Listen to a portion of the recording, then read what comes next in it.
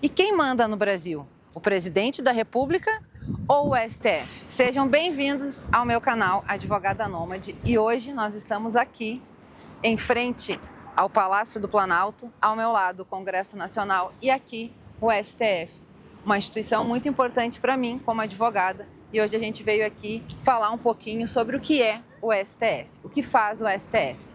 E quem manda no Brasil? O presidente da República ou o STF? Mas antes é preciso a gente entender o que faz o STF. O STF, ele é o chefão das leis. É ele quem diz o que pode e o que não pode quando o assunto é a Constituição Federal. Tanto pensa no STF como guardião da Constituição Federal. Tá, mas como assim o guardião da Constituição Federal? Então vamos a um exemplo prático. Um exemplo muito recente de grande repercussão é o caso do Elon Musk, o antigo Twitter. O cara veio aqui e quis instalar uma empresa no Brasil, uma empresa estrangeira. Para se instalar uma empresa estrangeira no Brasil, existem regras, leis na Constituição Federal.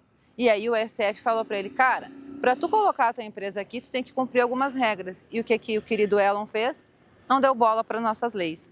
O STF mais uma vez intimou o Elon Musk, dizendo, meu querido, aqui não é terra sem lei. Se tu quer continuar com a tua empresa aqui, tu vai respeitar a nossa Constituição. E o Elon Musk mais uma vez, com perdão da palavra, para o STF. E aí o STF fez valer o seu poder de guardião da Constituição Federal e imputou ao Elon Musk, antigo Twitter, multas e sanções. Por quê? Porque tu tem que respeitar as regras da Constituição Federal. E quem faz valer essas regras é o STF. Por exemplo, tu ingressa com um processo. Nesse teu processo é dada uma decisão que vai contra aos teus direitos garantidos na Constituição Federal. Aí se recorre até o STF para que o STF dê a palavra final se essa decisão é inconstitucional ou não. Então a função do STF é proteger as leis que tem na Constituição Federal. Mas eu estaria sendo hipócrita se eu dissesse que é sempre assim. E não é. Muitas vezes acontecem falhas, acontecem erros, acontecem injustiças. Os processos levam muitos anos para serem julgados aqui na Suprema Corte. E aí tu vai me dizer, pô, mas eles ganham mais de 44 mil reais para cometerem erros e levarem anos para julgar os nossos processos? E infelizmente eu vou te dizer que sim, isso acontece. São mais de 100 mil processos julgados por ano. É um número insuficiente de pessoas para julgar esses processos. E não era para acontecer isso, mas acontece. Isso me gera revolta? Sim. Fico entristecida, enraivecida? Fico. No entanto, sem o STF, nós viveríamos um descontrole, um desequilíbrio muito maior, um abuso de poder muito maior do que a gente já vem vendo agora. Outro fato que me revolta contra a Suprema Corte do país é o fato de, em 133 anos dessa instituição, nós tivemos apenas 3 ministros negros e 3 ministras mulheres. Tu pode te insurgir, te revoltar contra a Constituição Federal, mas não de forma violenta, e sim de forma inteligente. Qual a minha forma de me insurgir contra o STF? Agindo de uma forma justa nos meus processos, de forma ágil, respeitando a justiça. Destruir essa instituição, como aconteceu recentemente, colocar bombas no STF, colocar bombas no teu próprio corpo e tirar tua própria vida, não vai fazer com que o Supremo tenha atitudes diferentes. A gente, repito, podemos nos insurgir contra essa instituição, mas de forma inteligente.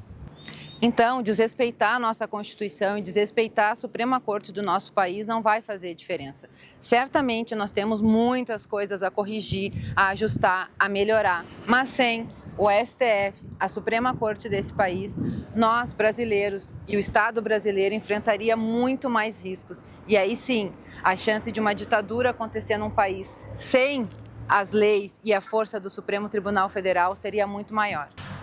E quem compõe a Suprema Corte do nosso país? O STF ele é composto por 11 ministros. Esses ministros eles são indicados pelo presidente da República, mas antes de serem nomeados, eles têm que passar por uma sabatina na CCJ, Comissão de Constituição, Justiça e Cidadania do Senado Federal. Sabatina são horas e horas de perguntas feitas para esses ministros que testam seus conhecimentos jurídicos, a sua postura e a visão sobre os demais temas fundamentais. Com a aprovação da CCJ, esse nome segue para o Senado e com a maioria absoluta do Senado, aí sim vem o grande finale e o presidente, enfim, nomeia o ministro.